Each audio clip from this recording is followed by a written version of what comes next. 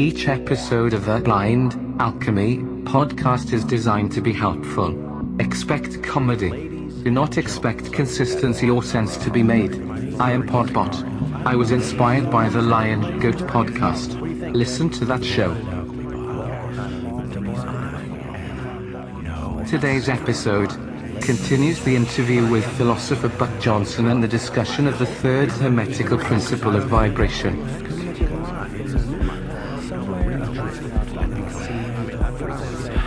I think that's the thing that topped my day today was the tweaked out lady brought her dog down here and quite a few changes. I want to do that. We are completely on track by a long time. I'm not sure. Blind Alchemy is the name of the podcast. I am the Blind Alchemy. Goddamn dog! Bring down his vibration. All right, folks. What are you doing? I don't know. I don't understand. Hello and welcome to the Blind Alchemy Podcast. I am your host, the Blind Alchemist, and I am coming at you live from the kitchen with this rendition of reality as we know it. We are all one, and there is nothing new under the sun that shines down here upon the island of mind, which is somewhere adrift in the sea of frequency that creates all of reality. You see, we are connected through this energy. Now, I would like to thank you for joining us today.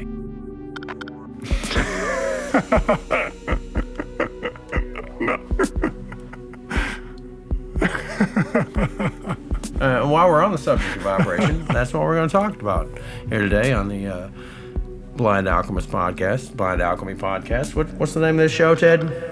Yeah, you forgot too. All right, that's fair. Ladies and gentlemen, welcome back to the Blind Alchemy Podcast. I am your host, of course, the Blind Alchemist, and today we're going to continue with the 7 hermetic principles. We are currently on number 3, the principle of vibration. With us again is our very talented, very wonderful, philosophical Buck Johnson. Buck, how you doing? Are you here with us, Buck? Yeah, I'm here. I'm glad you remember my name. I thought I was going to have to explain who I was to Patricia again. She sent me some more of those contracts, making me sign over stuff. I didn't even understand what I was supposed to be signing over. I already signed over my first unborn child to you, but we don't want let's not that. talk about Patricia. It's clear that she has some psychological issues. There's something going on with her, but her vibrations are a little off. That's all I'll say. Well, I mean, if she wants unborn children, what are you doing with children, unborn children? Well, of course you're not doing anything with unborn children right now. They're not born. What do you want their foreskins for facial cream or something? Look, I don't want to hear some weird shit, Patricia. Kinky. Stop hanging out with Ted. That's all I'm saying. Okay, anyway, where were we? Oh, yes, the principle of vibration. Let's give us a look. This is a little excerpt from spiritsciencecentral.com, a blog on the Hermetic principles. Vibration. In short, nothing rests. Everything in existence is in a constant state of motion and vibration. Even things that appear motionless and still, like a rock on the ground, is always moving at a molecular and atomic level and beyond. To quote Walter Russell, whoever the hell that is, in the wave lies the secrets of creation. The Kybalion explains that the distinction between the manifestations of matter, energy, mind, and the spirit are just the result of different vibrations. The higher a person or thing is on the scale, the higher the vibration rate. Spiritual alchemy in the Kybalion is described merely as the practical application of this principle. To change one's mental state is to change their vibration. You can sometimes do this through your will's effort by deliberately fixing the attention upon a more desirable state. Ultimately, even thoughts have their vibration rate and can be controlled like tuning an instrument to produce various results of self and environmental mastery. As your understanding of vibration, frequency, harmony, and resonance gets better, so too shall your power over yourself. Okay, well, let me do you one a little better. Yeah, please, because these guys don't even know how to use prepositions. Please give us a better explanation. Well, okay, this is an article from phys.org. Phys.org? I don't know how you would say that. It says that it is known that the human body can generate mechanical vibrations at very low frequencies, so-called infrasonic waves. Infrasonic. Yeah, isn't that interesting? Infrasonic.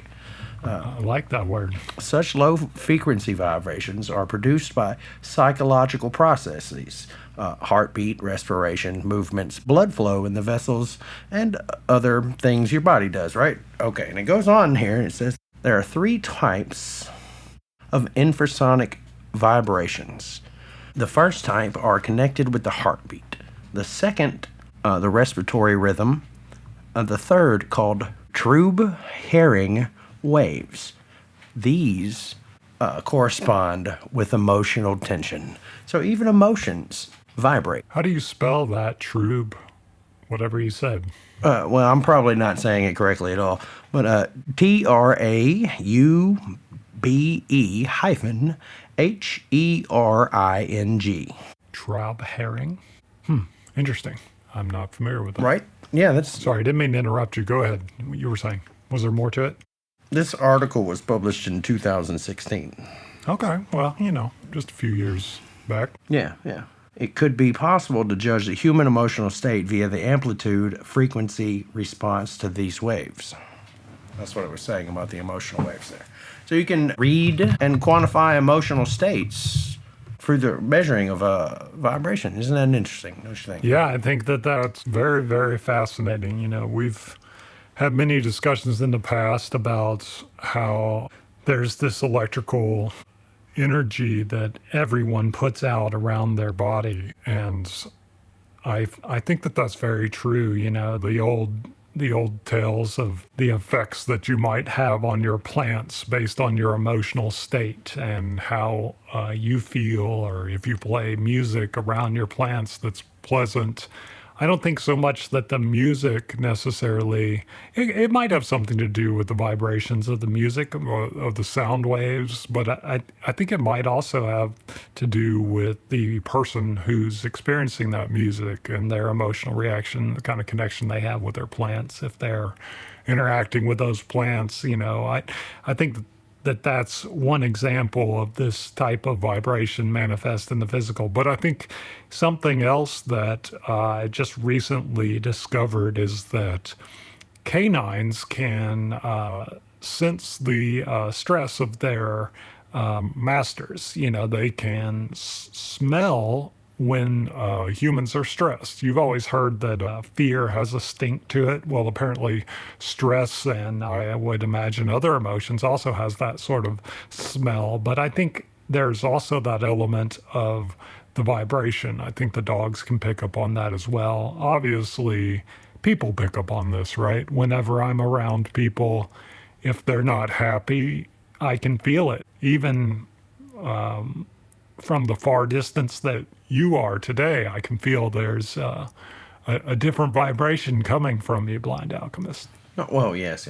I'm slightly agitated today. It's kind of been a little frustrating. But, let it be fun. Everything will change. I will mellow out here momentarily and raise my vibration. I was also reading something about the brainwaves. I have...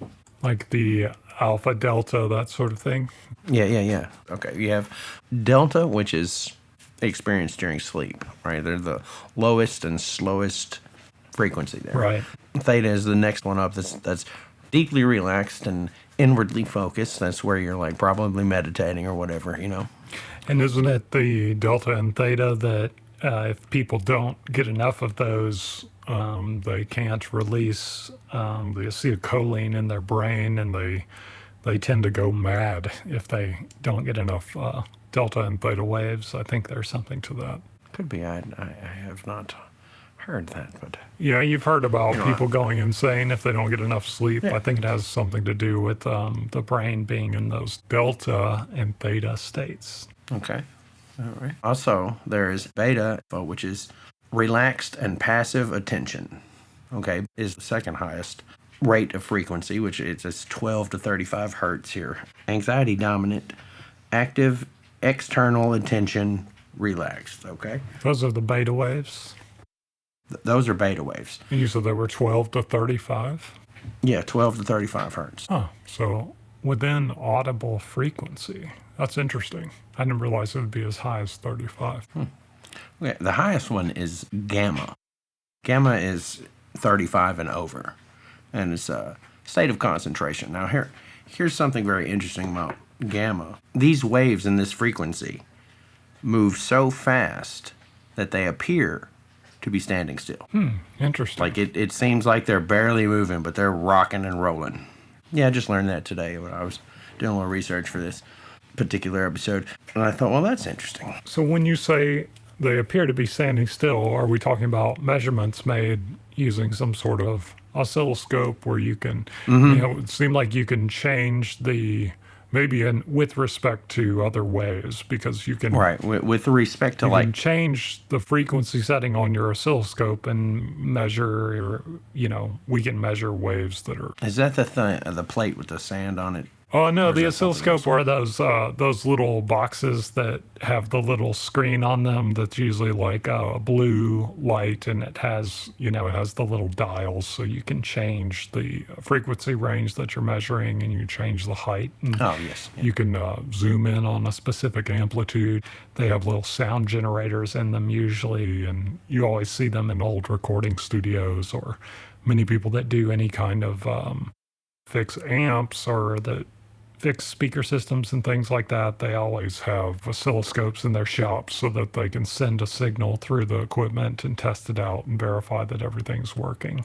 What is the plate that you put the sand on, and you can change the frequency of that plate, and it'll show the geometric patterns of that wave? Yeah, I don't know if there's a specific name for that. There probably is, but I'm not familiar with that specific name. But you can pretty much do that with any speaker. You can put a plate over the cone and put sand or some sort of pebble or particulate matter on it, and then you can measure those waves. I love those videos where they'll take like oil and put it over the top of a speaker cone, and you can see the oil kind of dancing around. Like they'll put oil in water base or something like that with food coloring. That always looks super cool to me, I think. That's very neat. Oh yeah, I totally agree. I wish I had one to play with, just to, see what all different shapes it made. You can make one fairly cheaply, though. You can just take any kind of like, those little plastic cutting boards that they make, those thin plastic cutting boards. Right. You could take one of those and you could pour salt or sand or sugar or something like that on it and put it over the top of a speaker, name the speaker channel up, and then you could play music through it and just watch it. I've seen all kinds of people do it on, make their DIY, that sort of thing on YouTube. Okay, that's cool. I didn't think about DIYing my own, but that's interesting. I think it's neat with respect to the kybalion. The principle of vibration has to do with planar states of spirituality, right? More so than just our physical experiences based on our limited human senses. Well, yeah, right. The physical and the mental and the spiritual, they all overlap, all right? What is it Kybalion said about adjusting your frequency to the higher you are in the scale, the higher you are into the spiritual or something? I can't remember exactly what it is. Well, I think higher vibrations represent higher planes of spirituality. The closer it is to the state of the all or the mentality. So I think the highest state Here it is. would be from the all, which is pure spirit, down to the grossest form of matter. All is in vibration. The higher vibration, the higher the position in the scale. Now, side note, I went and got me a little frequency generator, and I attempted to match the ringing in my ears that I hear a lot. the tinnitus. Yeah. We'll call it tinnitus. Oh, you don't think it's tinnitus? What is your theory about what causes it? I actually think that is the frequency at which I'm supposed to resonate. Really? So, Yeah, that's my thought on it, because I know I have learned over time that the more I pay attention to that instead of try to ignore it, the better I feel. And once I kind of get to that point where it's like, oh yes, okay, this is the frequency, it goes away. I don't hear it for a while, and then it'll come back, and then I'll pay attention to it anyway. Well, I wonder if that has something to do with just masking. If you play two sounds that are at the same frequency at the same time, they'll cancel each other out. It might. I don't know. Yeah. Do you ever meditate to that frequency? When you meditate, do you ever listen to that frequency? It is extremely high. Okay, Right. I Yeah. started off low trying to find it right, and I worked my way up to 7,630 hertz.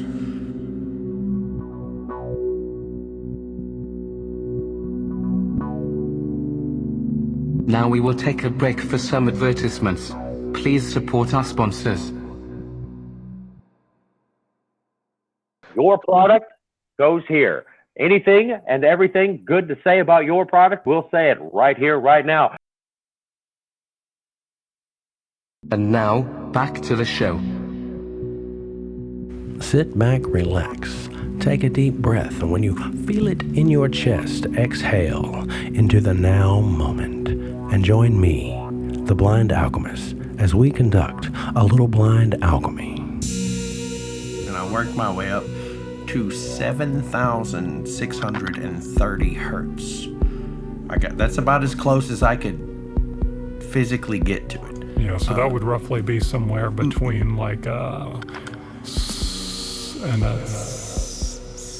somewhere between those two frequencies, I believe. My skin started to crawl. Really, when you were listening to it? My skin started to crawl, and my skull started to resonate. It was like, I could not. It freaked me out a little bit, because I was like, what the hell's going on?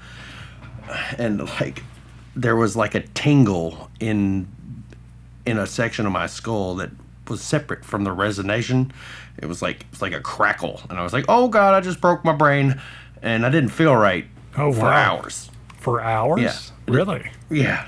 Wow. But the next day, I woke up and felt great. For like 3 or 4 days, I felt great after that. I was like, wow. How long did you have the sound on? Was it just instantaneous, your reaction? Like, did it? It was almost instantaneous, maybe 10 seconds at best.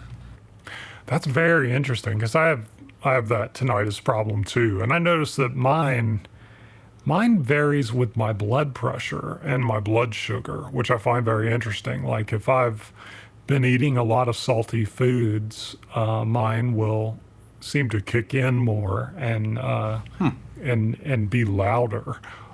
Certainly mine bothers me more after I've listened to a lot of loud sounds. I have to be careful with that, because I'm often around loud sounds, and I just have to monitor that very carefully. And sometimes it'll kick in and really cause me a lot of issue. But then I've never tried what you're suggesting, though, listening to that frequency to see if I could find it, or see if I would have that kind of reaction. I wonder if I would. I don't know. It's worth a shot, I feel like. I was wondered out of curiosity what frequency that sound I was hearing was. And the higher I got, well, that's not it. And it kept getting... Well, once I hit 7,630 hertz, it was like, whoa! Wow. My skin started crawling, and like the hairs on my arms would raise up. Like that's what and the crackle. The frequencies between 3K and 3,000 and 8,000 are the frequencies that humans are. Specifically, our ear canals are designed to hear those frequencies. And as you get closer to 8,000, that's closer to the range of frequencies that we sense frequencies that are above us, which is very interesting from an evolutionary standpoint.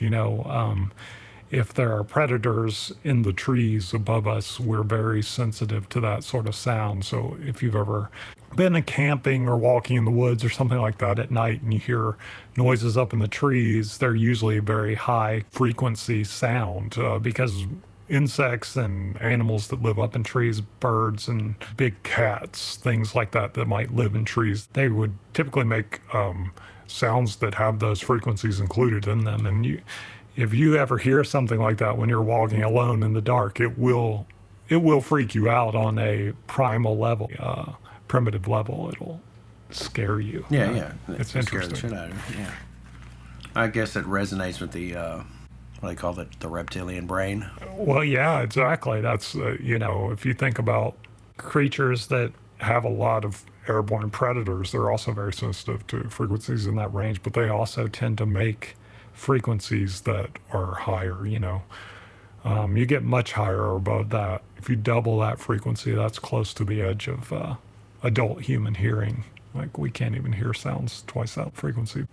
So yeah, that's very interesting. I'd like to try that experiment sometime, see if I can find that frequency and see if I have that kind of resonance. So your experience was it made your skin twitch and it made you feel weird and out of place, but you still had you think there was a positive effect the next day? Yeah.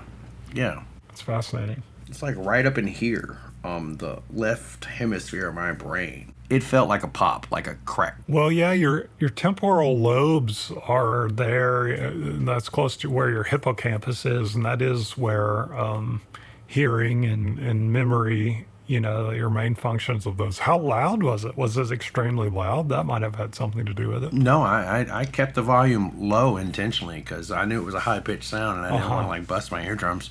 So I didn't have it very loud at all.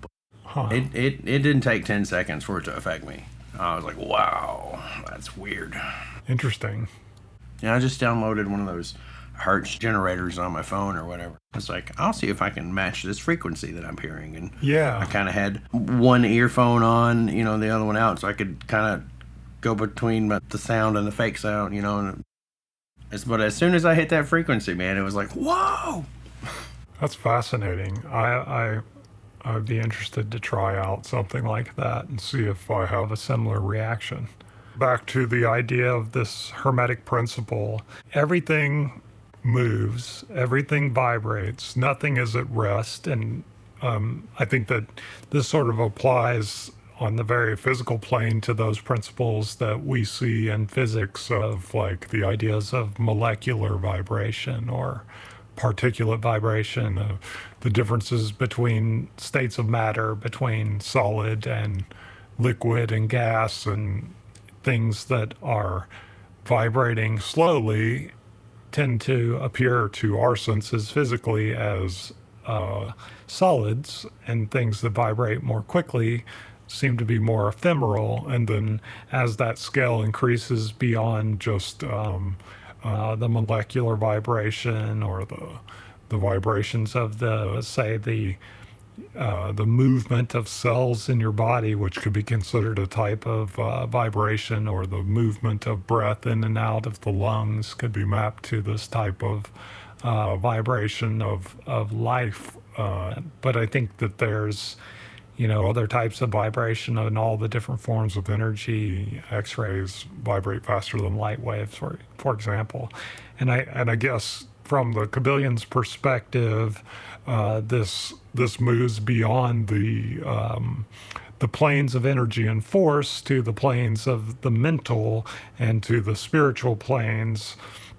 And I find it interesting that the kybalion says things like, an understanding of this principle with the appropriate formulas enables hermetic students to control their own mental vibrations as well as those of others. So is it saying that this is where the realm of extrasensory perception comes into play? Is this a telekinesis sort of thing? Yes. Or a telepathic sort of thing that they're talking about? Yes. Tell me more about that. I can't. Certain frequencies can affect others, and a little bit higher probably. I don't know what the telepathic frequency would be, but it's like Wi-Fi and radio waves. It's there, whether or not you know it, whether or not you can tune into it. But what are they talking about when they say the appropriate formulas? Are these formulas that are created by other hermetic masters? Did Hermes Trismegistus not have the formulas to include? Or are they? Why does the kybalion refer to these other appropriate formulas? Who are these people that have these formulas, and where the fuck are they? I've been researching this stuff for years and years and years, as you well know, and I've never once come upon these appropriate formulas. I don't know what they're talking about. Do you have any recollection of this? Have you located? Well, maybe you have. Maybe you just didn't understand. It was, it's probably coded. You know what I mean? What is it?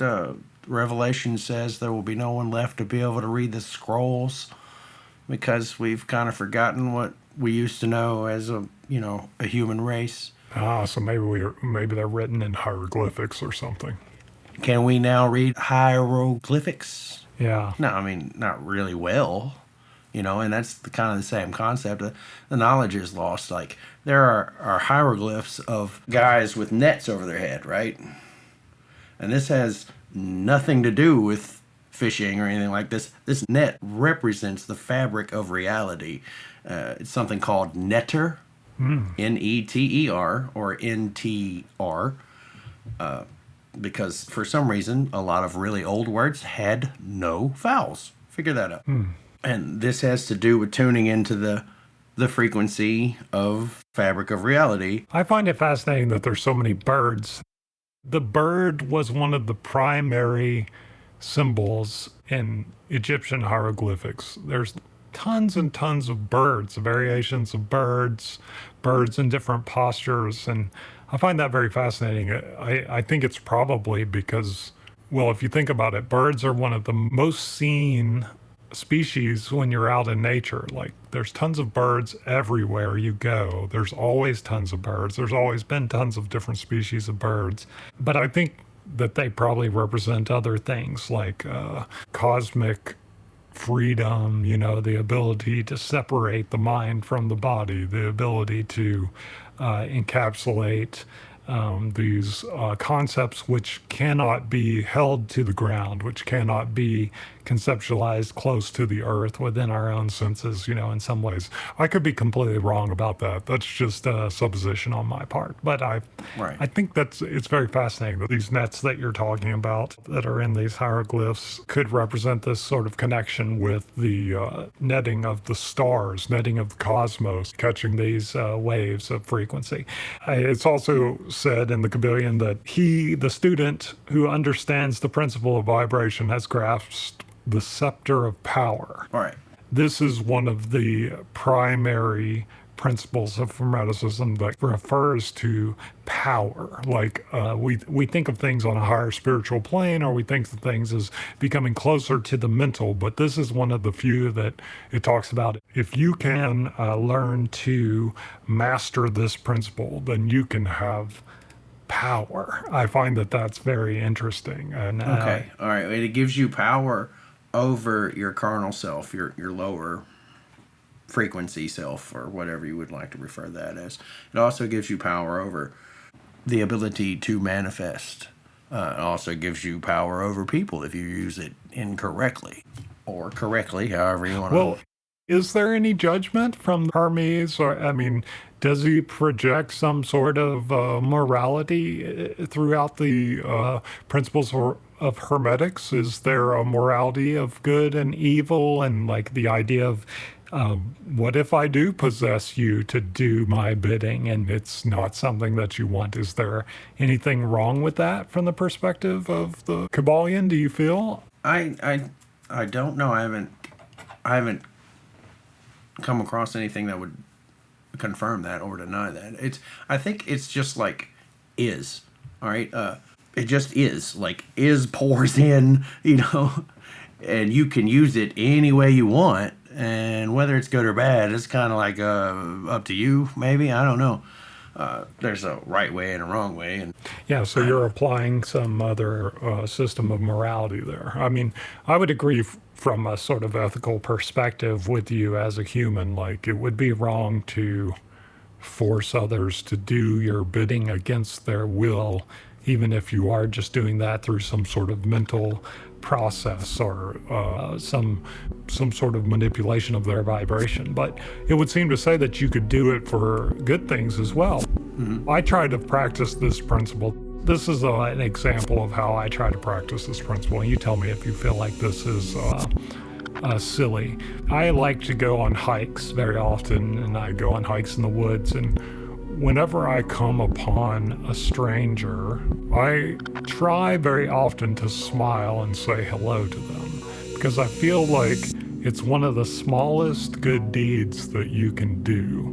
If you project this sort of positive energy towards a stranger, then you can, in some way, manifest that positive energy in them.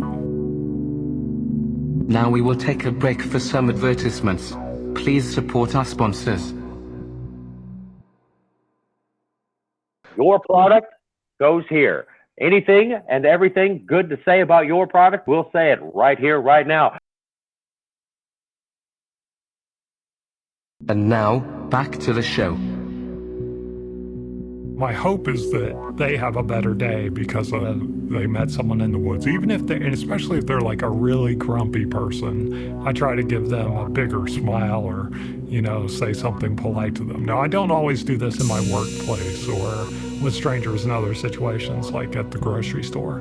But when I'm on a hike, I always try to manifest that. And I find living in a city, it's very common that people look at the ground. They won't look at you in your face. They don't want to say hello, but if you go to a more rural area or even sometimes a bigger national park or something like that, you'll find that people are much more responsive or much more interested or more positive when they're interacting with you. And I don't know if that's a statement about what kind of people that go to those parks or do those types of things or what have you, but I do find that there seems to be a positive reaction when I give person positive energy. And so I don't know, that I think that's a small example of how we can use this sort of principle of vibration to benefit the world around us.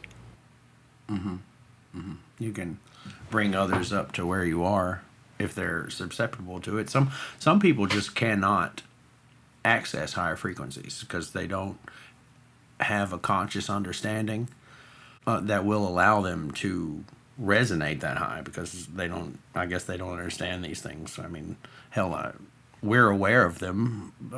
Speaking for you and I, we are aware of these things, and we don't really know how they function yet because, we're learning. That's the whole point of this endeavor, is to learn these things and maybe spread the word, build a community, and get like-minded individuals in here. Right. We can affect others positively and negatively. The objective is most likely just to do it positively because that's really what we want: positive growth, positive outcome. High tide raises all boats kind of situation. That's my thinking anyway.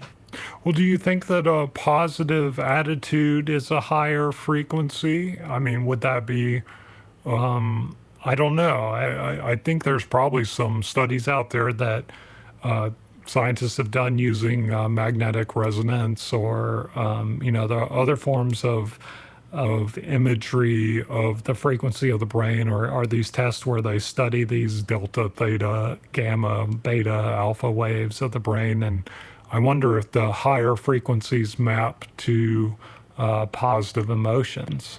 Yeah. I think 500 and above is supposed to be the higher realm frequencies, or whatever this love and above or frequency ranges within the what the Chinese call chi, the Japanese call ki, prana, Indian belief. Prana, yes. In Christianity, it's called the Holy Spirit, also referred to as everybody's favorite, ether. That's my favorite. Yeah, ether's an interesting one because it was a very lauded idea back in the early 19th century. It was the common accepted idea. And, then science backed away from this idea of ether. And now there's some new theories about I think of it along the lines of like the unifying principle or the unifying particle or the explanation of antimatter or anti-energy.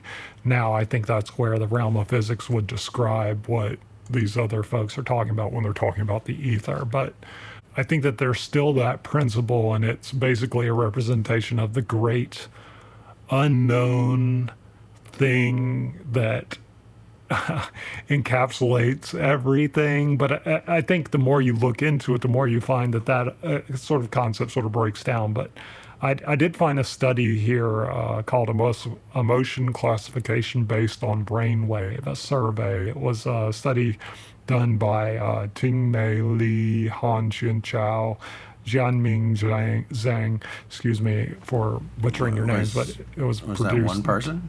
2019. Those were three different scientists, I guess, who worked on this. And that's a hell of a name. Well, I guess they're probably from I don't know, another country, but it says basically brainwave emotional analysis is the most novel method of emotional analysis at present. With the progress of brain science, it's found that human emotions are produced by the brain. As a result, many brainwave emotion-related applications appear. However, the analysis of brainwave emotion improves the difficulty of analysis because the complexity of human emotion. They go on to describe these different emotions. They say fear, the instinctive behavior of a common creature or person in the face of danger in life. Fear can cause changes in the heart rate, elevate the blood pressure, cause night sweats, tremors, and other physiological phenomena, and even the symptoms of cardiac arrest and shock. And then they have another sort of description of other emotions that they were measuring: anger, joy, surprise, disgust, and then later in the paper, they present some formulas that sort of represent how they're taking an analysis of each of these different types of brain waves.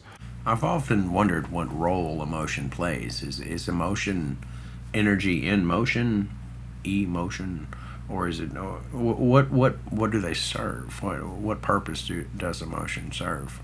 I mean, from an evolutionary perspective, or from what perspective? Just any perspective, like any everyday,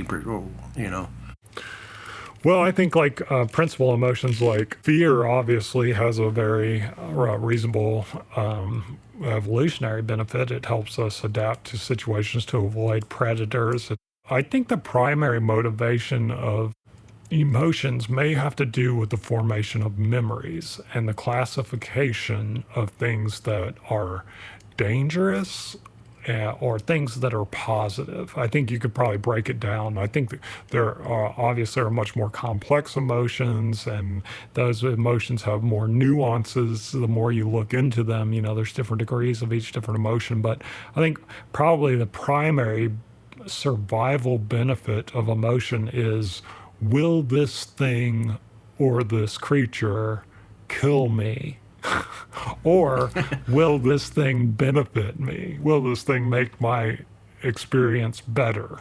And if we have emotions around those things, it'll form stronger memories. So, for example, a mountain lion is dangerous, so I'm very scared of that. I should run the fuck away, or that thing will kill me. I think that will form a lasting memory. So that's my sort of take on it. I don't know what you think about that. No, sounds legitimate. I really don't know. We seem to be an emotional being, humanity, emotional beings, and nobody ever really teaches you the purpose of them or how to control them, so we stay in this emotional loop and we allow emotions to, guide us instead of logic and reason, and so that leads us into the same old traps of, say, addiction and bad situations, bad relationships or whatever, because we stay in them because we don't, we love them or whatever, so we don't leave them because we think that's actual love when it's most likely not. Looking at this study a little bit more, not to change the subject, we're just kind of touch back on what it seems that they're measuring here. They're trying to measure the sort of a two-dimensional emotional model based on the heightness of arousal versus the heightness of valence. I'm not sure if they define what valence is from the perspective of this paper. 3 different test tasks for the scenario: low versus high valence, low versus high arousal, low valence, high arousal, low valence. The purpose of the first task is to classify the positive versus negative emotions. And I think they're saying if you have a higher state of arousal and a higher state of valence, that is a more positive emotion. Obviously, valence is the combining power of elements, like the affiliation of, say, hydrogen atoms to carbon atoms or hydrogen atoms to oxygen atoms. But I think they're speaking of it in some degree of the amount of magnetic reaction in their measurements, which might have something to do with the amount of water or some other type of element in the neurocells. Basically, they show that joy has the most arousal and the most valence. Pleasure has the most valence and lowest arousal, which is fascinating. You would think that pleasure would be higher on the arousal scale. And anger has the most arousal but the least amount of valence. Sadness has the least amount of arousal and the least amount of valence. Gamma waves are 31 to 40 or 41 to 50 hertz, and your delta waves are as low as 1 to 3 hertz. So their range is between 1 hertz and 50 hertz. Essentially, they're saying that brainwaves are more likely to obtain emotional features and biological messages when they are differentiated. The human mood is more complicated. It's a coordinated response to physiology, behavior, and neurological mechanisms. It's confirmed that basic emotions are human physiological responses. Basic emotions can be divided into 6 categories, namely happiness, anger, fear, surprise, sadness, disgust. So I think they are seeing that, as I originally suggested, my hypothesis would be that different emotions would show different frequencies or different amounts of these different types of brain waves. Geometric shapes also produce frequencies. A specific geometric shape produces a specific energetic frequency. Now, in the Louvre, there is a machine from the Napoleonic era. Anyway, it's like a table. It's got these little strips on it that you can combine to make the geometric shapes. Now, and it will resonate, and it got a little chamber on it where you can put a fluid like water or something in. Okay. And it resonates that frequency into the fluid, and I guess you consume it after that. I don't know. If you can charge, like, say, water with a frequency and drink it, then you drink that frequency, because water has a memory. It's a genetic, molecular, I think is what you mean. Yeah, that's the word I'm looking for. All right, give me one moment. I'm gonna pause this for a second. I'll be right back. Pause this. Okay. Are we done? Break. Pause this. Okay. Put the pee song in here. Pause this. Are we done? Pee break. We can keep going. No, don't do that again. Pause this. We're definitely going to put the pee song in here, Pause this. folks. We can take a break and pause this. I think we can keep going. Pause this. We can take a break and pause this. Okay. Pee break. Pause this. Okay. Put the pee song in here. Just put the pee song. Put the pee break on your recorder. No, don't do that again. Pause this. Pee song. Pee break. Pee song.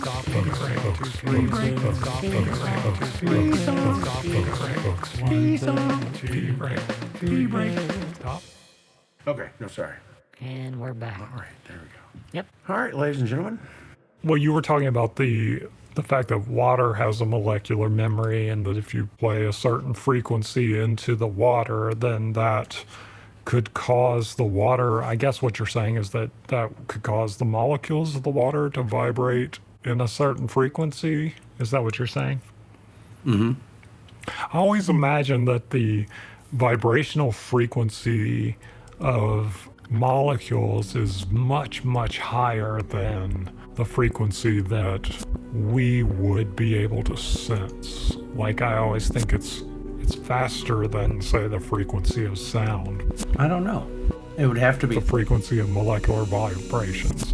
Typical vibrational frequencies range from less than 10 to the 13 hertz to approximately 10 to the 14th hertz. Yeah, so that's crazy, crazy fast. If our emotions fall between 1 and 50 hertz, and we're changing something that vibrates 10 to the 13th, yeah, it's much too fast. Maybe there's a series of undertones or overtones like there is in music.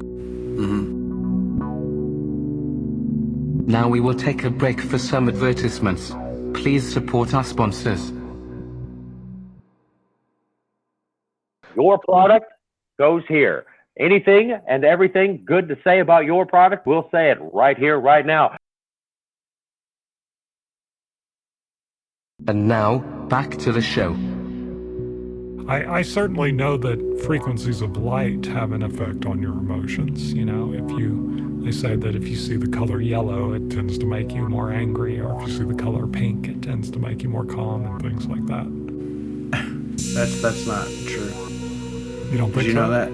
No, it's not true. They used to put what they called baker's pink in insane asylums because they believed it have a calming effect. Mm-hmm. It doesn't. It had to reverse the quite opposite effect. Yeah. So like the crazy people, even though they felt more in utero, they didn't feel calmer. Is that Right. I guess. I don't know. They what were it is. angry at their mothers. Pink That's why is they're not insane in the calming. first place. Pink is not Don't calming. put me back in my mother's vagina. That doesn't calm me down.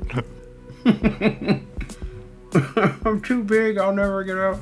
I don't know. That's something I read once. I think there's probably a lot of pseudoscience out there based on the different vibrations, because I think that most of the problem with these different studies of vibrations, frequencies, is that usually the scale by which you're measuring is not objective. It's subjective. Like, for example, volume in music, the decibel range, it's incredibly subjective. And like if you try to measure nanometers of light frequency versus like auditory frequencies, they're on completely different scales. So they don't even compare to each other.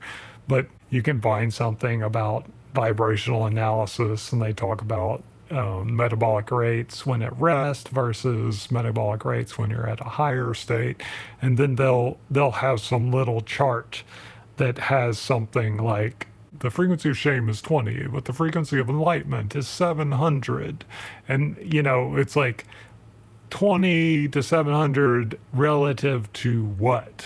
That's the piece that's always missing from these types of analysis. That's why I was trying to find a scientific study that might have some sort of output of frequency, because I think you have to know what the scale is before you can really pay attention to any sort of thing that talks about what vibration measures to what sort of feeling. I think you're absolutely right. I think there is a subjective effect of different colors on the human psyche, and I think there is definitely effect of different colors of light, like UVA, UVB, you know, these sort of things. They tend to excite the molecules in certain ways, which tend to produce hormones in certain frequencies. And if you have the right diet, the right vitamins in your body, or at the right amounts, and the right minerals in your body at the right amount, and you're eating the right kind of food, and all these things, I think, definitely affect your vibration of your emotions and your general overall state, and the state of what you might call your spirituality vibration, your spiritual frequency. I think all of these things affect us. And I think that they are measurable, the effects of different colors of light and different colors in a room. But I think it's subjective. I think it's subjective to the person, because it's interdependent upon all these other effects. You know, it's too complicated to try to say the color yellow makes people angry, because it has everything to do with all of your memories of that color and the different associations that maybe you've made throughout your life. And, you know, there's a million different principles that could be reacting just as much as anything else. What are your thoughts on what I was just saying? Well, energy is just energy, right? like you mentioned ultraviolet A and B. I think it goes up to C, doesn't it? And past that, we have not the ability to measure. I think what's the lowest one? Is it gamma or microwave? And we don't measure anything past that. The visual spectrum, which is the light spectrum, the color spectrum, it's just minute in the middle of this big long range of frequency. So, and it's only how we perceive it. And if you're colorblind, you're not going to see it right anyway, right? Yeah, so you're right. There's ultraviolet A, ultraviolet B, ultraviolet C. These are delineated based on wavelength. For example, ultraviolet A has wavelengths of 315 to 400 nanometers. UVB, which is mostly absorbed by the ozone layer, but some does get to Earth. That's the kind that gives you cancer. Its nanometers are between 280 and 315, and then UVC is usually completely absorbed by the ozone layer in the atmosphere, and that's 100 to 279 nanometers, and nanometers are billionths of a meter, so incredibly tiny. And the production of vitamin D in the human body, which is essential to health, is dependent upon the amount of sunlight that you can absorb, and they try to map that to UVA, UVB radiation can both affect your health. UVA penetrates deeper into the skin and is more constant throughout the year. So maybe I had that wrong. It may be UVA that causes cancer. Well, see, that's just it. Like anything outside of the visual spectrum, the color spectrum, the human machine cannot pick up. So we have to have a special apparatus for that particular frequency. We just haven't developed one to pick up something outside what we've already currently mapped, right? Yeah, our senses are limited. You would need some kind of special device to measure UVB or measure the nanometers of these frequencies. They're way too small for, say, the human eye to see. But I think you do sense it. I mean, I absolutely feel when I'm in sunshine, that I am in sunshine. And it's not just the warmth of my skin. I feel like because there's a type of feeling that, you can have those little lamps that produce UVA, UVB type radiation. You can be in that light, and it does have the effect on you. But to my senses, it's not exactly the same. It's not the same. So I think we are sensing it in a way. We learned that we have 5, maybe 6 different senses, but I think that like everything else is on a spectrum, and each of those senses has various different levels of sensation. But I think that there are many other senses that we actually have, and some of us are more attuned to those than others, and those measure all kinds of things that we really don't know that we can measure or that we haven't put into some sort of simple explanation. And I think this goes along this, like a sense of vibration, like we're saying from the kybalion's perspective, this vibrational frequency. You hear people, they'll say when someone dies, they felt that person is gone. Mm-hmm. And I think that has something to do with those vibrations that person is putting out. You can sense that a person who is no longer alive, they're the same meat puppet that they always were, but they're not there anymore. Like, their corporeal being is there, but they're not there anymore. And I think that has to do with this, something to do with these vibrations that we all put out. Maybe it is that mental vibration. Maybe that's where this principle of mental is all comes into play, and these sort of hermetical principles, or this idea of spirituality. I don't know.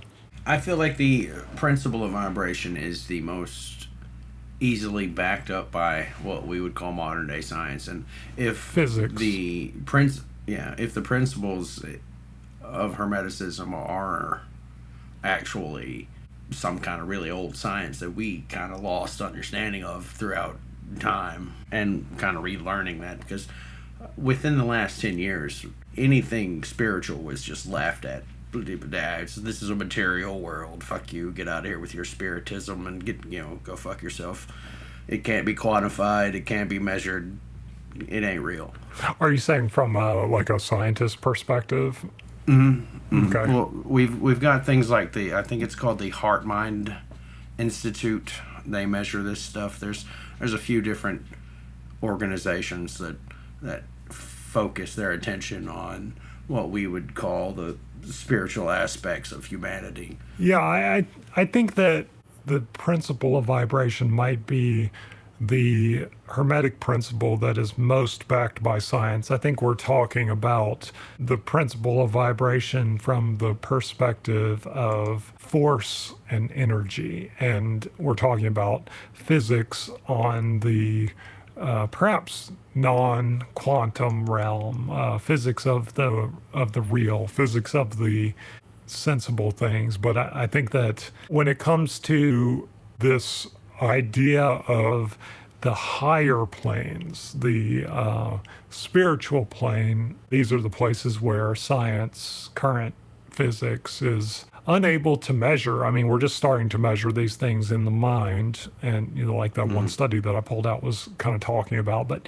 even that study, it's written in such a way that your average person, if they just read that paper, they wouldn't get a lot out of it. I couldn't find a definition of valence, for example. But this idea of pure spirit, the higher vibration, the higher vibrational planes of the spirit planes, that's something that I don't think current physics can back up, because we don't have anything that measures that. I mean, we have things that can measure molecular vibrations. And I think molecular vibrations, or like, say, the vibration of the speed of light, which is something that is greatly theoretical. It's a theoretical boundary is what it's meant to represent. And we give it a number, but we're not so much able to accurately measure that. I mean, in, like, say, the Great Hadron Collider, you can move things at 99.6% the speed of light, or maybe that number's slightly higher. But it's sort of an asymptote on a graph. The closer you get to it, the farther away you are. You can't actually get to it, which is why we say that that's a theoretical speed limit of the universe. But are we talking about, is the speed of the vibration of the spirit, or the speed of the vibration of the soul, or the speed of the vibration of the energy of God faster than the speed of light? And if so, how could we ever measure it? I think light's just another barrier, like sound. We broke the sound barrier. We'll eventually break the light barrier, and I think thought probably moves faster than light, right? I don't. No, it definitely doesn't. They've measured that many times, and like the speed of our neural synapses is quite slow. It's as slow as like 13 milliseconds. Well, the thought doesn't exist in our brains. It just is picked up by our brain. Oh, well, okay. So we must define what we're talking about. So if we're talking about this mental speed from the perspective of the kybalion, the kybalion, or the kybalion, the kibble lion, the lion's kibble. If we're speaking of the perspective of the lion's kibble, then the speed of thought is at a higher vibration than, say, the speed of light, which is an energy that we can measure with modern physics, or at least come close to measuring. And then we'd have to create some sort of mental telepathy machine that would measure the speed of the spirits. And I don't know, I this idea that light is a barrier that we might someday be able to cross will throw out the current theories of physics, which Einstein tried to explain with his theory of relativity, which was basically, he was saying it's all relative, time and space, speed, power, distance. It's all relative to the observer. And as you move away from something, when you observe it, it slows down, or it moves through time slower, or the amount of energy it puts off is different. And so, like, from the perspective of that, you can't ever really go faster than the speed of light, because it's a constant which breaks down all of the fundamental formulas that we use to measure our universe. So yes, maybe one day we will break that barrier, but if we do, we have to rewrite or add to all these different theories of reality and re-explain things. Because basically, our principles of physics now currently state that that is as fast as things are, because the fastest thing we've ever observed is light. I think we're getting off track here, but anyway, like I was saying, we probably should take a break. Now we will take a break for some advertisements. Please support our sponsors. We ain't got no sponsors. What are you talking about? This whole damn podcast is brought to you by me, because I'm the fucking sponsor here. And now, back to the show. We can try to explain these things with probabilities, where we say, like, the electron is in two places at once, which is the only example of probability that we have that is something moving faster than the speed of light, right? Like, if something is in two places at once, then maybe it's going faster than the speed of light. Or maybe your tool that you're measuring it with just isn't accurate enough to measure that difference. But when we get to quantum physics, we're really talking about probabilities versus realities, or things that you're actually measuring. We're talking about, is it mathematically possible? And there are examples of that. Like, they've literally teleported electrons and measured that teleportation, or at least seen things that appear to be that, things that appear to move faster than the speed of light.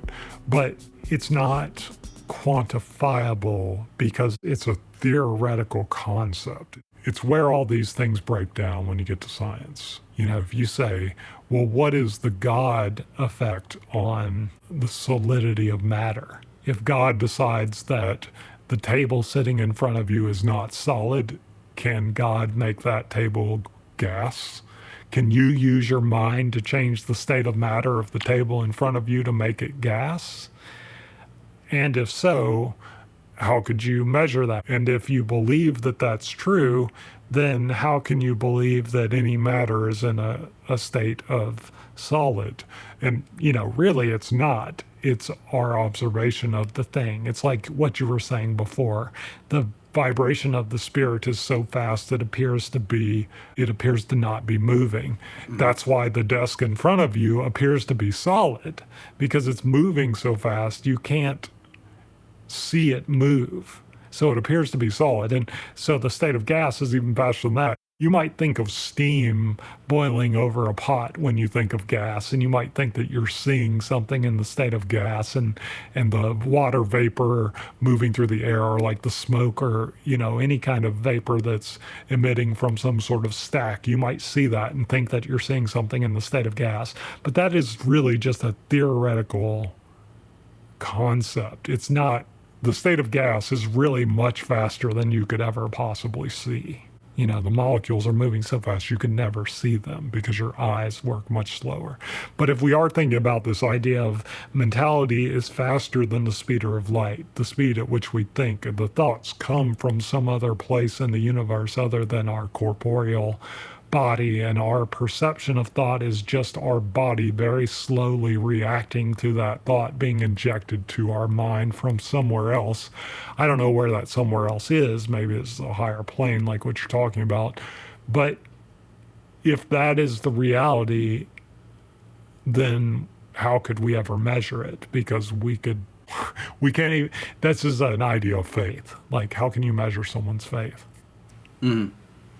What are your thoughts? Am I touching the stone of the point you were making? Yeah, you're going along there, but I do think, like, break this down for me. So the thoughts come from outside of our head. Do you know who Bob Proctor is? Bob Proctor and the Procter Gamble Institute. Tell me more about Bob Proctor. Okay, so he talks about these kind of he refers to them as the 11 laws, universal laws, I guess, but they are the 7 hermetic principles and a couple extra. Actually, the extra ones seem to overlap. Okay. But he talks about the law of vibration a lot, being an aspect of the law of attraction and manifestation, because that's kind of what he used. He gets all this information from, like, Neville Goddard, Napoleon Hill. All this spiritualism stuff was huge in the early 19th century, I'd say 1850 to about 1950, because that's where a lot of this stuff died out, the 50s. For some reason, you never hear the word ether anymore after the 50s. Just like, shh, don't use that. You don't give these people anything that will give them a leg up, and they won't be controllable. If that makes any sense. I mean, I disagree with that with the principle of ether. The principle of ether, it was this concept. It was sort of like the four humors in medicine.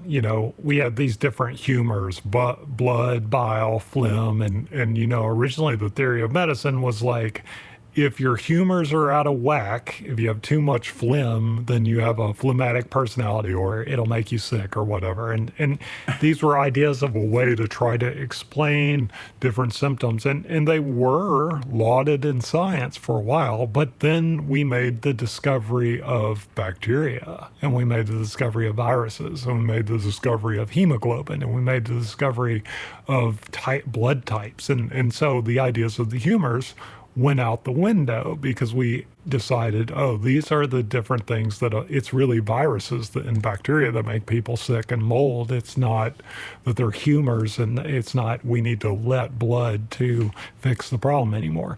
And similarly with the idea of the ether, there was this concept of this sort of like cosmic soup in which all of the cosmos and all the things floated, and then they discovered molecules, and they discovered subatomic particles, and they discovered like the speed of light and relativity, and they decided, this concept of the ether, it was just like a bucket to throw all these different things that we didn't have a word for into. And so it was demoted in the scientific books of physics for the ideas of different states of energy, matter and antimatter, etc. So it still exists in a form. It just has a different name to it. There's still a heuristic bucket in which people put the unknown, but they don't call it the ether anymore because the definition of what the ether was too simplistic, if that makes sense.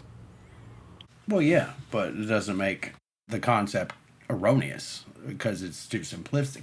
I mean, look, if you let me see if I can illustrate this. This is going to be a poor illustration. This is Initiation into Hermetics by Franz Barden. Okay. Franz Barden, this is published in like 1956. Franz Barden survived Auschwitz using magic. So he printed this book, and I think there's 3 books in this particular series. Now, in here, he talks about the elements, right? And one of those elements is, of course, the ether. Now, ether being the stuff that holds together all the other elements, right?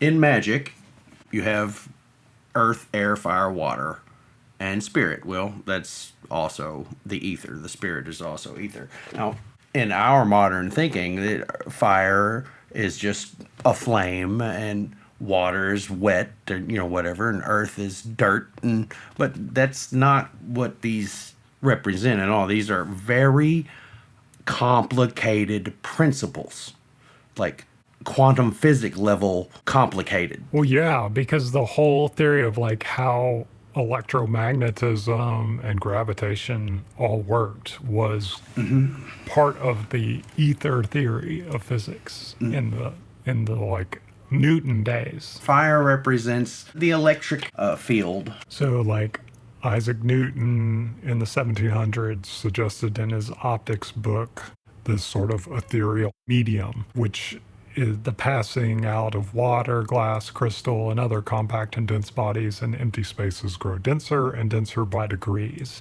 So this sort of idea of different states of matter and different vibrational molecular vibrations, even before the concepts of molecules were discovered, were all theorized by Isaac Newton, which is why he's still lauded today. And then like Maxwell came around in the 1800s, and he talked about the luminiferous ether, or the light-bearing ether, and he started the concepts of the original ideas of that light itself is also an electromagnetic wave similar to electricity, but that light used different frequencies. And then later on, Lorentz and Fitzgerald, came along and they had the Lorenz theory, ether theory, and they talked about how you could. You know that he was an alchemist. Right? Lorenz? No, Maxwell? Newton? the first guy. Newton? Yeah, he would definitely be considered an alchemist. Yeah, he was. Newton was an alchemist. I think in the 1700s, these concepts of alchemy, they were sort of like the only way you could tie science and spirituality. And any of these folks that were a student of physics or a scientist, you were trying to match these different concepts of like faith and observation. I think that's what these principles of Hermeticism have always been trying to do, no matter what culture you're in. If you're in ancient Greece or ancient Egypt or Right. wherever you are, where they have these principles, because as we talked about last time or the first episode, there's throughout all the different cultures, there's always been these same kind of principles, which I think it's really an attempt to tie the spiritual or the supernatural to the physical and the observable universe. I think that's what these theories are trying to do. But as as time went on and these different physicists came up with more specific theories, the idea of the ether sort of falls apart. It really falls apart, I think, with Einstein's special theory of relativity, because he could explain in his experimental results some mathematical equation that didn't have to refer to this ether. But he still uses the cosmic constant. I mean, I would say that's what ether turned into, this sort of cosmic constant in Albert Einstein's theories. In the speed of light is a constant that he adds because there's mathematical error that he needs to solve for. So yeah, it's this constant. Mm-hmm. And so I think that's what the ether becomes after 1905. But you were saying, I'm not trying to throw out your idea and say that you're wrong. I agree with you. It's just the concept of the ether has changed throughout time. It appears to be the same information throughout time, just called a different thing. And the name is irrelevant because the information is sound and reproducible. But what does this guy refer to? Fire represents like electric energy. Water represents emotional energy. Mm-hmm. Earth is the cohesion energy, the like stuff that causes these other things to solidify. Air represents the mental energy. It's basically, electromagnetism exists because fire and water exist together at the same time. So you've got electromagnet because something about the water is the emotional energy is magnetic, so it draws that particular energy to itself. Like I said, it's very complex, and I'm not very far through this book because it's very heady, but it's very interesting. What's the name of the book again and the author's name again? Initiation into Hermetics by Franz Barton. Okay. Would you recommend that to your listeners? Oh, yeah, totally. I would also recommend The Secret Teachings of All Ages by Manly P. Hall, which you can just type that into YouTube if you're interested. Yeah, like an audio version of the initiation into Hermetics is kind of hard to find. I've only found one, and it wasn't really that great. It was just some guy reading a book on it. But these principles and concepts of magic appear to be simplified.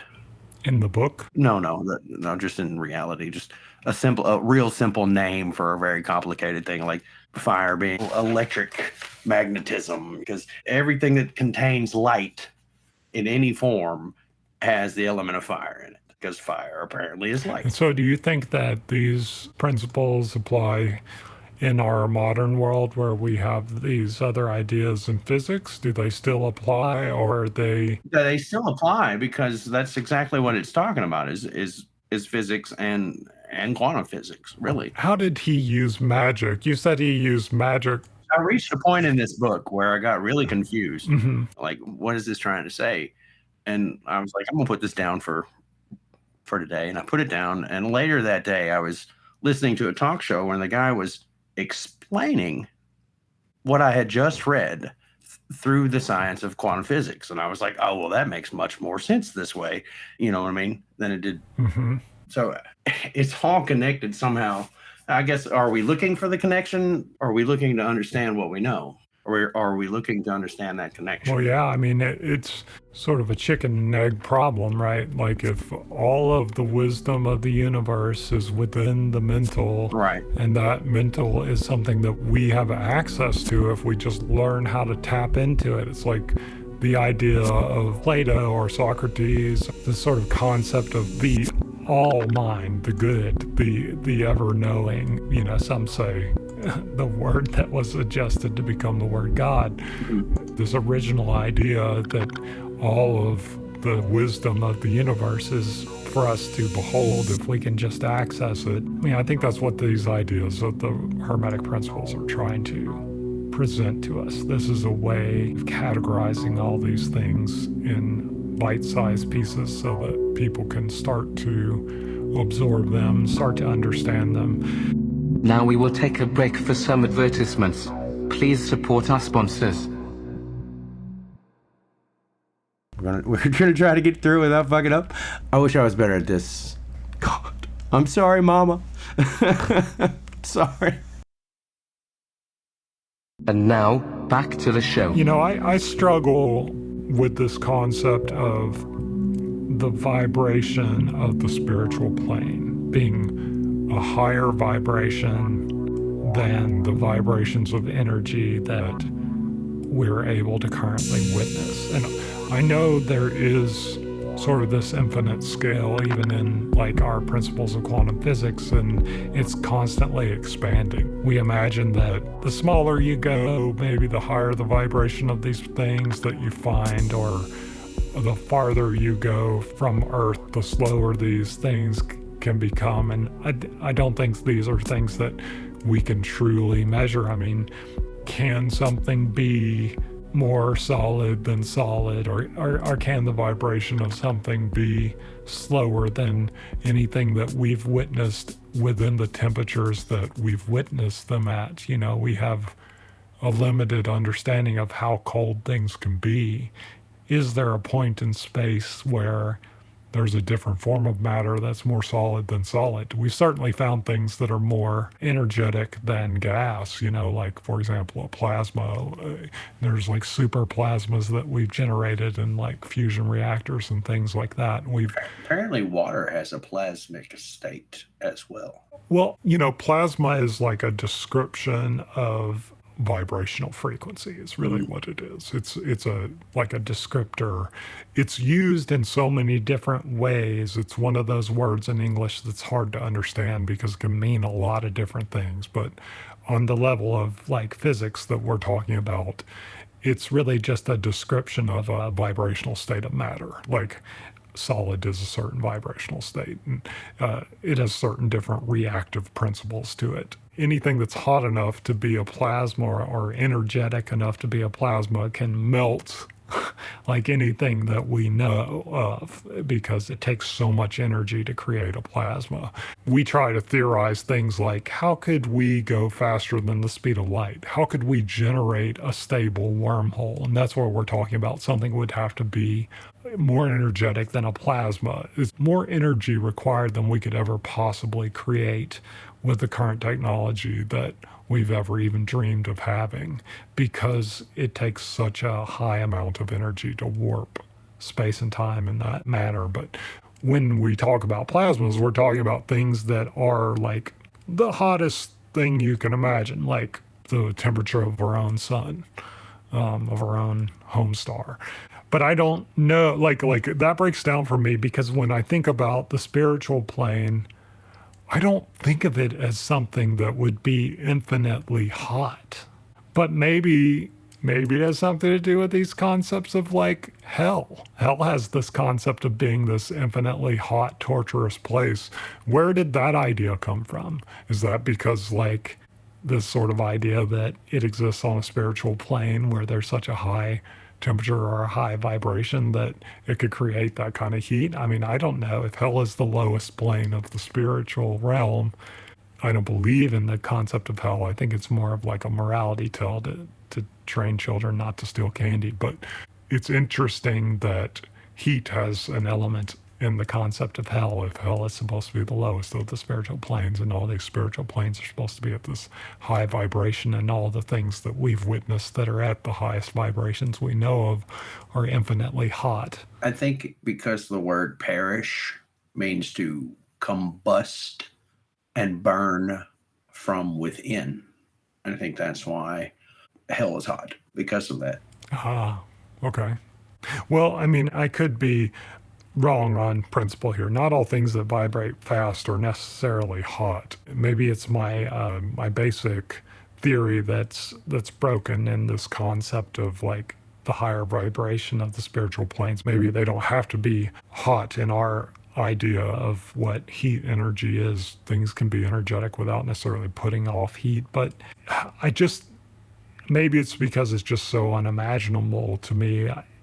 I just have a hard time with the idea of the spirit being a faster vibration than, say, like the speed of light. But that would explain why these things are immeasurable, you know. Mm-hmm. I don't know, though. You have guys that are running around, like, what do you think about, like, ghost hunters who have these little e-meters, and they're supposedly measuring the energetic vibrations of a ghost or a spirit? Do you think there's anything to that? What are those e-meters supposed to be measuring? Did you ever dabble in that sort of thing? No, not to that extreme. I never had like one of those meters or something. And I don't really know what they're supposed to detect anyway. Seems that ghosts always appear to be cold to me. I don't know what that's about. Cold from the perspective of like, they make the environment cold to the touch, like when a ghost is around. Yeah, you know, like temperature always seems to drop when there's a ghost around. I knew somebody that I forgot what the name of that group was. They came to their house and set up equipment and recorded all kinds of stuff. There was like an army marching his house and stuff like, I want to say Civil War, but it may have been Revolutionary War. Soldiers just like filmed them walking around and stuff, or some shit. I don't know. It's pretty interesting. Yeah, I guess those EMF meters are just supposed to be measuring electromagnetic frequency. That's all they're supposed to be measuring, which would make sense based on the ideas of the principles of Hermeticism, where there's a different vibrational frequency to a different spiritual plane. But my guess is that these EMF meter things are just measuring electromagnetics in the frequency ranges that we currently can observe, which is slower than the speed of light and would not fall on this scale of the idea that the spiritual plane is at a higher vibration. These will be much slower, I would think. Mm-hmm. But then again, you have that sort of principle of undertones and overtones. Maybe there are resonance lower. An octave above a note is double that note frequency, maybe, and there are sub-octaves which occur at half the frequency, so maybe there are undertones or sub-octaves of these electromagnetic frequency vibrations that the spirits are working in. I don't know. I just wondered if that made any sense to you. Any other thoughts on this spiritual plane and the vibration, or just the concept? No, you're fine. I'm just glad there's somebody here talking to me and I'm not talking to myself like normal. Well, I kind of feel like we've discussed the principle of vibration fairly well. Yeah, I think we've beat this dead horse.